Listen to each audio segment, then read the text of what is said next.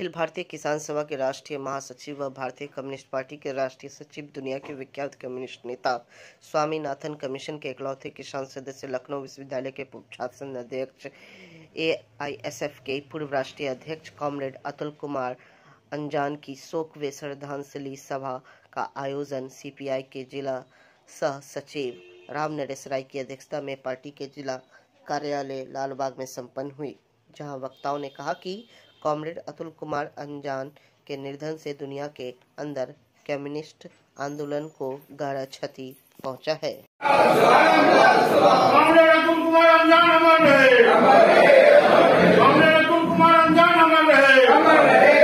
Comrade Atul के अरमानों को कॉमरेड अतुल के अरमानों को स्वामीनाथन आयोग के संकल्पों को मंजिल तक पहुंचाएंगे। स्वामीनाथन आयोग के संकल्पों को मंजिल तक पहुंचाएंगे। किसान आंदोलन के नेता कॉमरेड अतुल अमर रहे।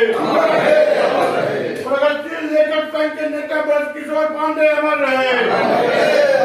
ब्रजकिशोर पांडे के अरमानों को कॉमरेड अतुल अमर रहे। कॉमरेड अतुल अमर रहे। अखिल भारतीय विद्यार्थी परिषद दरभंगा द्वारा मतदाता जागरूकता अभियान के तहत दरभंगा जिला के विभिन्न प्रखंडों में मतदाता जागरूकता अभियान चलाया गया। इस दौरान विद्यार्थी परिषद के कार्यकर्ता ने राष्ट्रीय प्रथम मतदान प्रथम का पर्चा वितरण किया और मतदाता के महत्व को समझाते हुए बताया कि आज भारत दुनिया का सबसे बड़ा लोकतंत्र है।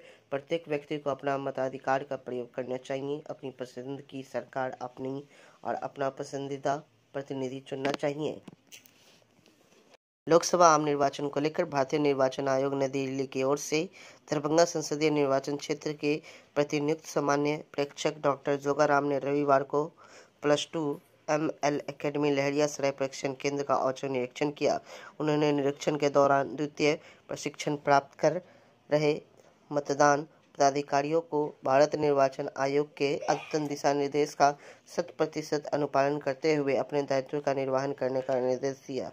वैश्विक लोकतंत्र के लिए कार्यरत संस्थान वर्ल्ड नेचुरल डेमोक्रेसी दरभंगा के तत्वावधान में नदी सत्याग्रह का 5वां चरण बागमती नदी अधमारा समूह के किनारे बरहत्ता घाट लहरियासराय में आयोजित किया गया।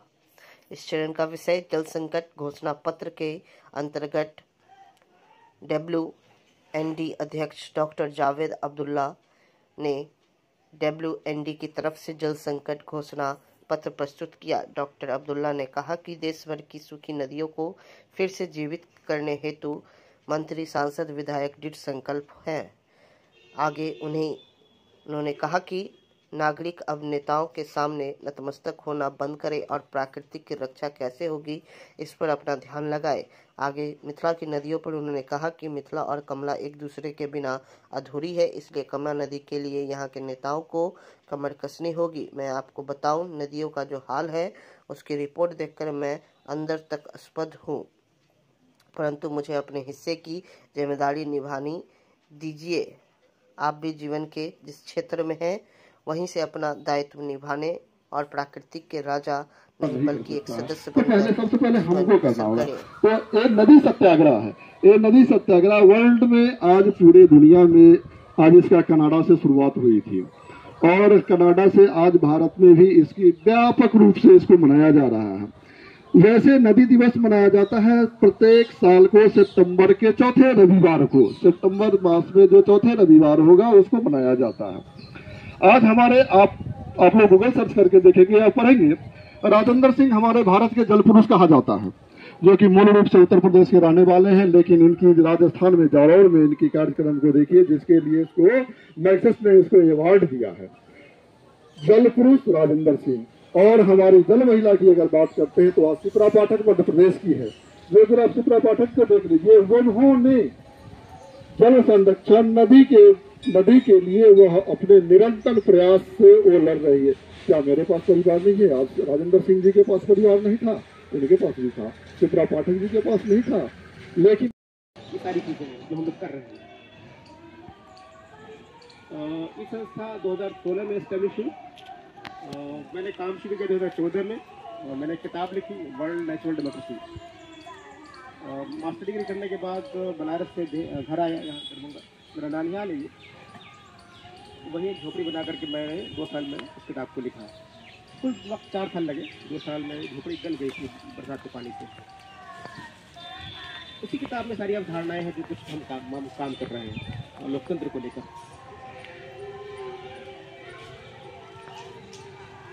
मैं नदी सत्याग्रह पे आऊँ इससे पहले एक बात मैं ये कहूँगा कि कभी भी किसी भी कार्यक्रम में या समाज के किसी भी क्षेत्र में बहुत बड़े परिवर्तन या क्रांति आंदोलन इस तरह के अवधारणा या मन में एक उम्मीद ये पाल के बस बैठिए, ये कभी होने वाला नहीं है। एक विश्वास रखिए, थोड़ा सा अपने स्तर तक, अपनी सीमा तक। यानी एक गिलास अगर नदी सत्याग्रह का क्या उद्देश्य है?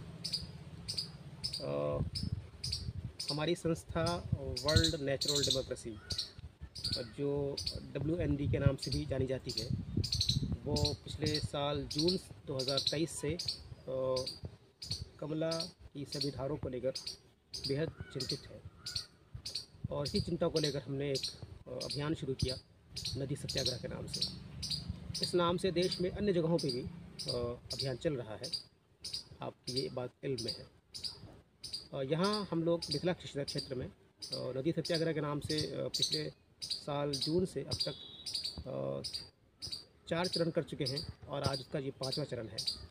हमने इसमें नदी पद यात्राएँ की हैं, नदी किनारे जाकर स्थानीय लोगों से संवाद स्थापित किया है, लोगों से जानने की कोशिश की है कि नदियाँ को कैसे बचाया जाए, उनकी राय जानने की कोशिश की है। और ये भी जाना है कि नदियाँ ख़ासकर कमला की जो धारें हैं वो अभी और आज से 20 साल पहले और फिर से 50 साल पहले लगभग 70-72 के आसपास तक क्या कुछ दिया करती थी। यानी उससे पूर्णिया से यहाँ तक व्यापार हुआ करता था और मुजफ्फरपुर के लिए होता था, डॉल्फिन उसमें रहती थी। अब वो चीज़ें निर्धारित हो चुकी हैं। ये 5वां चरण है और इसमें इस खास आज का विषय वो ये है कि चुनाव का मौसम है, आप जानते हैं। तो हमारे जो प्रत्याशी हैं लोकसभा चुनाव के, वो और आने वाले कल में जो भी बिहार में इलेक्शन होने वाला है अगले साल, वो सभी लोग अब नदी की चिंता को अपने घोषणा पत्र में, अपने 5 साल कार्यकाल में शामिल करें और नदियों पर हर स्तर से जिनसे जो हो सकता है वो करने का प्रयास करें। यही आज के इस चरण का उद्देश्य है। जल संकट घोषणा पत्र हम इसे भेजेंगे 4 जून के बाद, और अभी भी जो लोग प्रत्याशी हैं उन तक भी हम अपनी बात पहुंचाने की कोशिश करेंगे। क्या नाम हुआ सर आपका? डॉक्टर जावेद अब्दुल्ला। शुक्रिया।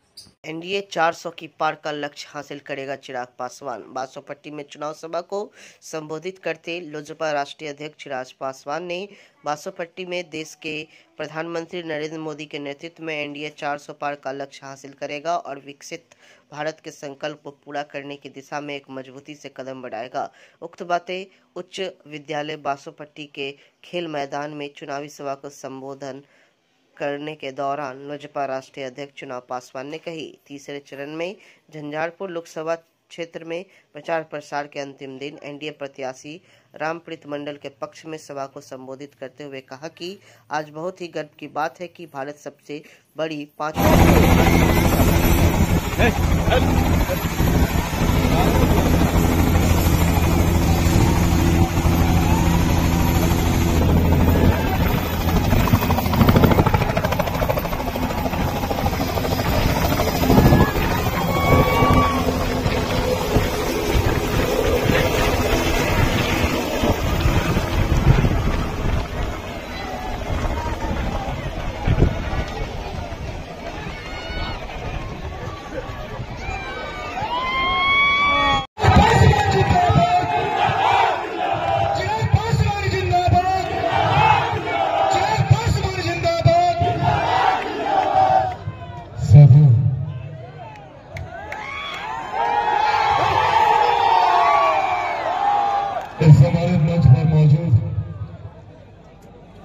मंच की अध्यक्षता कर रहे अनुपम राजा जी,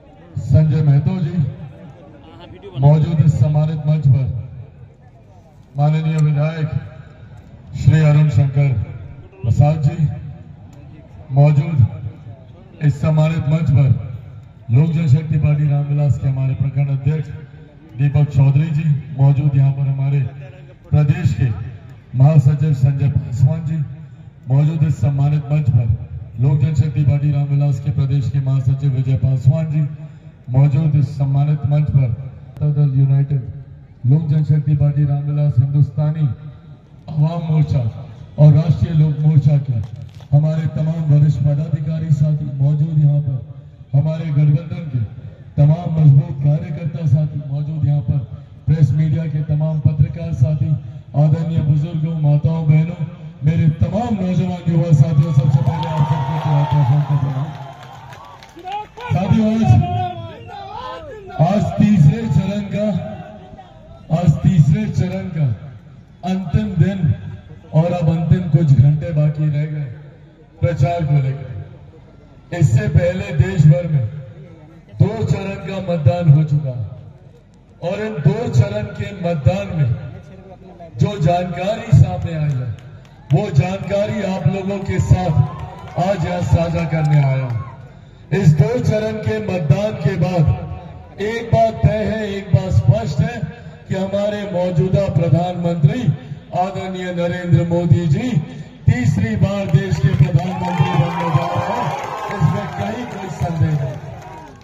तो साथियों, जब ये बात तय है कि हमारे प्रधानमंत्री तीसरी बार देश के प्रधानमंत्री बनने जा रहे हैं, तो ऐसे में हम लोगों की जिम्मेदारी बढ़ जाती है, हम लोगों की जवाबदेही बढ़ जाती है। अब हम लोगों को इस बात को सुनिश्चित करना है कि जब प्रधानमंत्री तीसरी बार प्रधानमंत्री पद की शपथ लें तो उनके बगल में आप लोगों की लोकसभा से, मधुबनी जिले से, यहां से जो प्रत्याशी, यहां से जो सांसद हम लोग चुनकर भेजे, वो ऐसा व्यक्ति होना चाहिए जो प्रधानमंत्री के बगल में बैठकर आप लोगों की समस्या का समाधान करने का काम करे। और ऐसे में मेरा विश्वास, मेरे प्रधानमंत्री जी का विश्वास, मेरे मुख्यमंत्री जी का विश्वास, आदरणीय जीतन राम मांझी जी का विश्वास, आदरणीय उपेंद्र कुशवाहा जी का विश्वास, हम सबके पुराने साथी, आप सबके सांसद और एनडीए के लोकप्रिय प्रत्याशी रामप्रीत मंडल जी के ऊपर है। चाहते हैं कि एक बार जोरदार ताली से आप लोग ये विश्वास हमारे प्रधानमंत्री जी को दिलवाएं कि आप लोग इनको भारी मतों से यहां से जिताकर भेजें। साथियों, जरूरी है हमारे प्रधानमंत्री का तीसरी बार देश का प्रधानमंत्री बनना। आज से पहले, 1 दशक पहले हम में से कोई नहीं जानता था कि भारत की अर्थव्यवस्था कहां पर है। हम में से कोई नहीं जानता था कि भारत की समस्याओं का समाधान कैसे होगा, भारत एक विकसित देश कैसे बनेगा। पर इन 10 सालों में हमारे प्रधानमंत्री ने न सिर्फ भारत को एक विकसित देश बनाने का लक्ष्य तय किया, बल्कि भारत की अर्थव्यवस्था को मजबूत कर हम लोग की मूलभूत जरूरतों के अभाव को दूर कर उस दिशा में कार्य करने का भी काम कर रहे हैं। आज से पहले कोई अर्थव्यवस्था की चर्चा नहीं करता था, पर आज हम लोग को गर्व होता है भारत दुनिया की 5वीं सबसे बड़ी अर्थव्यवस्था बना है, तो ये प्रधानमंत्री जी की देन है। साथियों, जब अर्थव्यवस्था मजबूत होती है तो हर राज्य का राजस्व बढ़ता है, हर क्षेत्र का आर्थिक विकास होने लगता है, हर गरीब व्यक्ति के हाथ में ज्यादा कमाई आने लगती है, हर गरीब व्यक्ति के पास वो मुख्य धारा के साथ जुड़ने लगता है, प्रति व्यक्ति आय में इजाफा होने लगता है। और इसी का परिणाम है कि देश भर में पिछले 10 सालों में 25 करोड़ लोग मुख्य धारा के साथ जुड़ने का काम किए हैं, गरीबी रेखा से बाहर निकलने का काम किया। ये एक बड़ी आबादी है 25 करोड़ लोगों की जो गरीबी रेखा से बाहर निकले। कल को हम लोग भी गरीबी रेखा से बाहर निकलने के लक्ष्य को प्रधानमंत्री जी के साथ मिलकर तभी तय कर पाएंगे जब हर लोकसभा में प्रधानमंत्री जी की सोच को साधने वाले सांसद केंद्र में, भारत की संसद में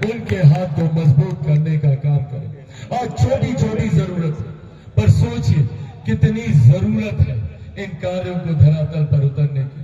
महिलाओं के लिए आज से पहले किसी प्रधानमंत्री ने चिंता नहीं की।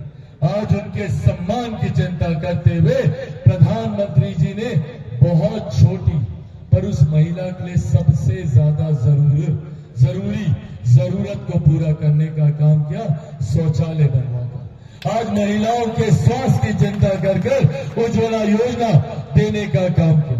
ये वो बुनियादी जरूरत है जो आने वाले दिनों में हम लोगों को मुख्य धारा के साथ जोड़ने का काम करेगी।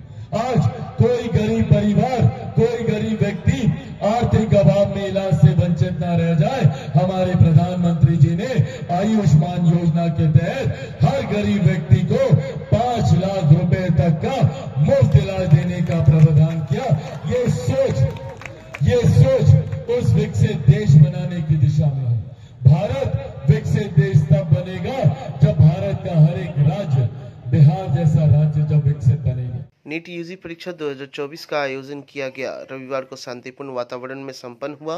परीक्षा पूरे देश भर के साथ साथ दरभंगा में भी परीक्षा का आयोजन हुआ। नेशनल टेस्टिंग एजेंसी की ओर से देश की सबसे बड़ी मेडिकल प्रवेश परीक्षा national eligibility cum entrance test NEET UG 2024 आयोजन हुआ। यह परीक्षा रविवार की दोपहर 2 बजे से शुरू होकर शाम 5:30 बजे के बीच लिया गया। वही आयोजित परीक्षा के संबंध में जो भी जानकारी मिली है उनके अनुसार नीट यूजी परीक्षा में देश भर के 24 लाख विद्यार्थियों ने पंजीयन कराया था, जो कि अब तक की पूर्व में हुई परीक्षार्थियों में सर्वाधिक संख्या है।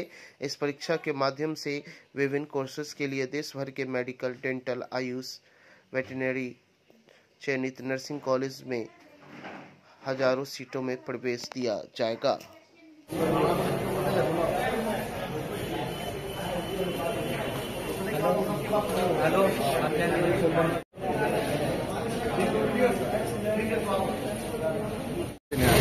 एग्जाम है और मेरा नाम हुआ, मेरा सेंटर यहाँ पड़ा हुआ है। 12 के साथ दे सकते हैं हियरिंग में और उसके बाद निरंतर दे सकते हैं जब तक आप सक्षम हो। सफलता के बाद फिर आगे का क्या प्रोसेस है इस एग्जाम का? नीट से क्लियर करने के बाद फिर आपको कॉलेज मिलेगी, उसमें आप परस्यू करेंगे। फिर आफ्टर 4 इयर्स 5 इयर्स कोर्स करने के बाद इंटर्नशिप, आफ्टर इंटर्नशिप फिर आपको टोटल करते करते 7 to 8 इयर्स लगेंगे आप स्पेशलिस्ट डॉक्टर बनने में एनटीए की तरफ से। कहाँ सेंटर दिया गया आपका? मेरा सेंटर दिया गया ये जित नाका रामगंज। कितने बजे तक ये एग्जाम है? रिपोर्टिंग टाइम तो 11 बजे थी, पर ये एग्जाम जो है कंडक्ट होगी आपको 2 बजे से 5:20 तक। जी। लोकसभा आम निर्वाचन 2024 कार्यक्रम को लेकर मतदान कर्मी मतदाता पदाधिकारियों का दूसरे चरण का प्रशिक्षण चुनाव कार्यक्रम हुआ संपन्न। 5 मई 2024 से 7 मई 2024 तक 3 दिवसीय मतदान पदाधिकारी एवं मतदान कर्मियों का प्रशिक्षण कार्यक्रम का आयोजन प्रारंभ किया गया। +2 जिला हाई स्कूल दरभंगा में रविवार को और लोकसभा आम निर्वाचन 2024 के तहत 12 मई 2024 को भी प्रशिक्षण कार्यक्रम का आयोजन किया गया। यह तस्वीर दरभंगा जिला स्कूल चुनाव प्रशिक्षण केंद्र का है, जहां अलग अलग भवनों में मतदान पदाधिकारियों से लेकर मतदाता पदाधिकारियों का प्रशिक्षण दिया जा रहा है। किस तरीके से यह लोग मतदान कराएंगे। के स्विच को, ठीक है। उसके बाद कंट्रोल यूनिट के स्विच को हम ऑन करेंगे, क्योंकि ब्रेन है कंट्रोल यूनिट। वीवीपैट को कुछ भी कर देंगे, आप ब्रेन काम नहीं करेगा तो शरीर का कोई इंपॉर्टेंस नहीं रहता है। इसलिए ब्रेन है कंट्रोल यूनिट। फिर कंट्रोल यूनिट के स्विच को हम ऑन करेंगे। जब हम ऑन करते हैं तो 7 पर्चियां ऑलरेडी वीवीपैट में कट करके नीचे गिरती है ना, और वो 7 सेकंड तक एक पर्चियां 7 सेकंड तक दिखलाई पड़ती है। तो ये सब प्रक्रिया होगा। ऑन कर दिए, चलिए एक एक प्रत्याशी को क्या करना है कि उस टाइम में नोट, एक भी जो एक्सपर्ट आदमी है वो नोट करते चलेंगे किस प्रत्याशी को कितना वोट दिया गया। वो नोट पेपर पे नोट करते चलेंगे। नोट करते समय में अपना आप नोट कर रहे हैं और एक एक वोट सबको अपना दे रहे हैं। इस हिसाब से कुल मिलाकर के आपका 50 वोट्स धीरे धीरे नोटा सहित, नोटा के साथ आपका 50 वोट्स आपका हो गया, आप दे दिए। उसके बाद क्या करना है, टोटल बटन दबाना है। ये सब करने के बाद जो है क्लोज करने से पहले टोटल बटन को दबाना है। टोटल बटन दबाएंगे, फिर उसका ईवीएम में जो डिस्प्ले सेक्शन है कंट्रोल यूनिट का, उसमें सब कुछ आपको बतलाएगा कि किस प्रत्याशी को कितना, आप उसमें मिलान करते जाएंगे। आपका जो पोलिंग एजेंट होगा वो मिलान करते जाएगा। उस टाइम देखेगा कि जो मत डाला गया और अभी जो प्रदर्शित हो रहा है दोनों में अंतर तो नहीं है। दोनों एक समान है या नहीं है, ये चीज बड़ा उसको उसकी संतुष्टि बड़ा आवश्यक होता है। तो इस हिसाब से वो सब कुछ नोट करता चलेगा और नोट करने के बाद जब उसके बाद टोटल बटन दिखाएंगे तो सब कुछ प्रदर्शित होगा। उसके बाद जब सारा उसका प्रदर्शन समाप्त हो जाएगा तब क्या करेंगे, हम क्या करेंगे, क्लोज बटन, CRC प्रक्रिया होता है, तो क्लोज बटन को दबाएंगे। क्लोज का मतलब बंद। तो अब हमको नहीं करना है। क्लोज जब बटन दबाएंगे उसमें भी सारा प्रक्रिया आएगा, एक एक चीज ऐसा नहीं बीच में दबा देना है स्विच को, तो उसका सब समाप्त हो जाएगा। उसके बाद रिजल्ट बटन को दबाएंगे, फिर रिजल्ट में सब कुछ प्रदर्शित होगा, देखेंगे कि वास्तव में किसको कितना दिया। प्रशिक्षण चल रहा है, कब से कब तक चलेगा? ये प्रशिक्षण सर द्वितीय चरण का प्रशिक्षण चल रहा है। 2 तारीख से 2 मई से प्रशिक्षण 3 मई से प्रशिक्षण, ये 12 मई तक निर्धारित है। 3 और 4 तारीख हो गया है। यहाँ 5 तारीख से लेकर 7 तारीख तक प्रशिक्षण प्रिजाइडिंग P1, P2, P3 को पार्टी वाइज प्रशिक्षण की इस बार व्यवस्था की गई है। पिछले दफा जो हुआ था वह जो प्रशिक्षण था 3 नंबर से होता था और प्रिजाइडिंग का 1 दिन, P1 का 1 दिन, P2 का 1 दिन और P3 का 1 दिन, अलग अलग दिनों में होता था। इस बार क्या है सबसे खासियत कि P1, P2, P3 और प्रिजाइडिंग चारों जो टीम वर्क है, चारों का प्रशिक्षण एक ही साथ हो रहा है। और इस बात का ध्यान रखा गया है कि जो हम लोगों का जो बूथ पर जाने के लिए जो डिस्ट्रीब्यूशन सेंटर होता था, डिस्ट्रीब्यूशन सेंटर पर वहां पर हमारे प्रिजाइडिंग P1, P2, P3 मिलते थे। इस बार क्या है कि चारों टीम मेंबर एक साथ मिलकर एक साथ बैठकर प्रशिक्षण ले रहे हैं और जो भी उनकी प्रॉब्लम्स आ रहे हैं, जो भी समस्याएं आ रही हैं, वो सब आपस में गुफ्तगू कर हमारे मास्टर ट्रेनर से प्रशिक्षण ले रहे हैं और अपने समस्याओं का निदान ढूंढ रहे हैं। तो ये सबसे बड़ी खासियत है कि चुनाव से पूर्व ही, यानी कि डिस्ट्रीब्यूशन सेंटर से पूर्व ही सभी एक दूसरे से रूबरू हो रहे हैं, अपने जो भी समस्याएं हैं, अपनी समस्याओं को आसानी से सुलह करने के लिए तत्पर हैं और वहाँ जो भी प्रशिक्षण दे रहे हैं मास्टर ट्रेनर, उनसे भी वो सभी समस्याओं का निदान पा रहे हैं। यही है सर। दूसरे चरण में जो प्रशिक्षण दिया जा रहा है लगभग कितने लोगों को दिया जा रहा है? यहाँ पर सर लगभग जिला स्कूल पर 600 है और सभी मुस्लिम पर है और ML अकेडमी पर 3 जगह प्रशिक्षण हो रहा है सर। और बूथ नहीं है सर, तो का बूथ यहाँ पर 144 बूथ का आज है। औसतन इसी रेंज में 150 पार्टी नंबर के साथ अप्रोक्सीमेटली उसको क्लोज कर दें। ठीक है, ढक्कन काला वाला निकाल करके क्लोज करेंगे, तब जाकर के आपका जो है मतदान समाप्त हो जाएगा। 6 बजे आपका मतदान समाप्त हो जाता है। क्लोज करने के बाद अब आप कितना भी कोशिश करेंगे तो एक भी वोट नहीं डाल सकते हैं उस मशीन के जरिए, है ना। आपका मतदान समाप्त हुआ 6 बजे, आप उस बटन को क्लोज कर दिए। क्लोज करने के बाद पुनः आप मशीन को जो है बारी बारी से क्या करेंगे, ऑफ करेंगे। कंट्रोल यूनिट को ऑफ करेंगे, वीवीपैट को ऑफ करेंगे, ऑफ करने के दरमियान ऑफ कर देंगे। उसके बाद आप उसका केबल जो है बारी बारी से जो है सो निकाल लेंगे। PU का तार आपने लगाया था वीवीपैट के पीछे में, तो वीवीपैट के पीछे से ऐसे हम लोग सॉकेट को थोड़ा दबा करके निकाल लेते हैं, उसका तार खींच लेते हैं। फिर आपका वीवीपैट का जो तार कंट्रोल यूनिट में लगा हुआ था, तो कंट्रोल यूनिट में से उसी तरह नॉब को दबा करके कंट्रोल यूनिट से आप उस तार को निकाल लेते हैं। बारी बारी से आप तार निकाल करके मशीन को विच्छेद कर देते हैं, अलग अलग कर लेते हैं। और उसके बाद आपका जो बॉक्स दिया हुआ है कंट्रोल यूनिट का जो बॉक्स है, उसको कंट्रोल यूनिट को कंट्रोल यूनिट वाले बॉक्स में, वीवीपैट को वीवीपैट वाले बॉक्स में और PU को PU वाले बॉक्स में, बैलेट यूनिट को बैलेट यूनिट वाले बॉक्स में हम लोग उसके अपने बॉक्स में डाल करके बॉक्स को बंद करके उस पर एड्रेस टैग लगा देते हैं। एड्रेस टैग लगा करके और आपका मशीन अब जो है सो बोलते हैं वहां जाता है जहाँ गिनती होगी, बाजार समिति में जो है तो आपका मशीन अब जाने के लिए तैयार है। उस मशीन को हम लोग उसके बाद मतगणना स्थल तक जो है आते हैं सील कर रखे आपका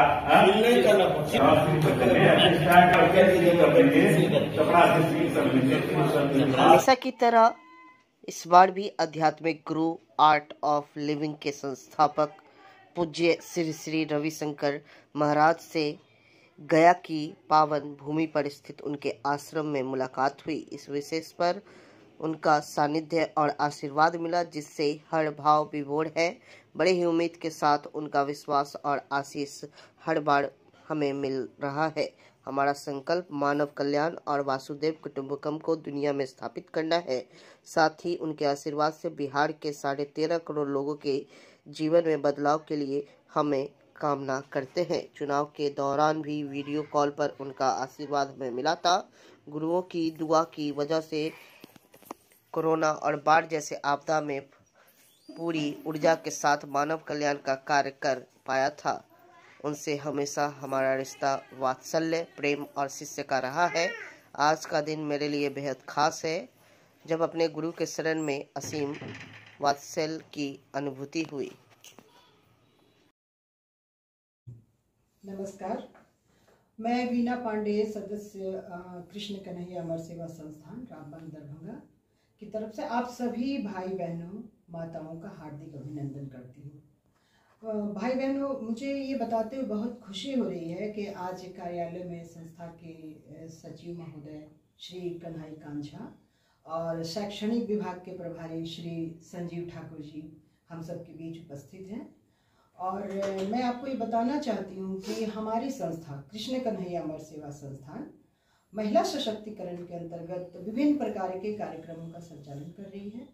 और हमारा एकमात्र लक्ष्य है आप माताओं बहनों को उच्च शिक्षा देकर उन्हें रोजगार के लिए प्रेरित करना, उन्हें स्वरोजगार का अवसर प्रदान करना और हर तरह से उन्हें आर्थिक सहायता प्रदान करना। भाइयों और बहनों, मैं ये बताना चाहती हूँ कि हमारी संस्था रोजगार के तहत विभिन्न प्रकार के कार्यक्रम का संचालन कर रही है। इसके तहत हम महिलाओं को रोजगार देने के लिए विभिन्न प्रकार के पहले प्रशिक्षण कार्यक्रम चला रहे हैं, गारमेंट उद्योग भी चला रहे हैं। प्रशिक्षण कार्यक्रम में हम महिलाओं को मिथिला पेंटिंग, मधुबनी पेंटिंग, सिक्की आर्ट, पेपर मैशिंग आर्ट और बहुत तरह के विभिन्न प्रकार के हस्तशिल्प कलाओं का प्रशिक्षण दे रहे हैं। उसके उपरांत हम उन्हें अपने यहाँ रोजगार भी देते हैं और उन्हें स्वरोजगार के लिए विभिन्न प्रकार के कुछ सीमित मात्रा में आर्थिक सहायता भी प्रदान करते हैं। नमस्कार, मैं संजीव ठाकुर, मैं मैनेजमेंट प्रोफेशनल हूँ। मैंने 27 इयर्स अब्रॉड काम किया, यूएई में मैंने काम किया है। और आज मैं nursing and paramedical education institution जो है Krishna Kanhaiya nursing and paramedical education institute, उसको मैं हेड कर रहा हूँ। उसका मैं एडमिनिस्ट्रेटिव पार्ट देख रहा हूँ। हमारी संस्थान में 8 तरह के कोर्सेज हैं, जो कि हम लोगों ने एक वो प्लान किया कि जो कहीं भी अगर बाहर लोग पढ़ने के लिए जाते हैं तो यहाँ पे रहे और मिनिमम से मिनिमम पैसे में मिनिमम पैसे खर्च करके उनको पढ़ाई ये कराएंगे। जिसमें हम लोग 8 तरह के कोर्सेज अभी प्रेजेंटली रखे हुए हैं।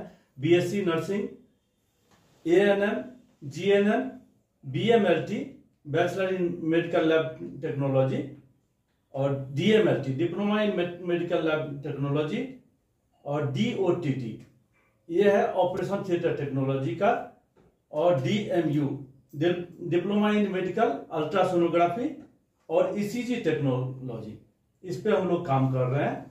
और हम लोग चाह रहे हैं कि जो मैक्सिमम लोगों को जॉब तो चाहिए, तो हम लोग जॉब प्रदान करेंगे। यहाँ से प्लेसमेंट हम लोग इमीडिएट दिलाएंगे। ये हम लोगों की वो है जो लोगों में बेरोजगारी दूर हो जाए। धन्यवाद।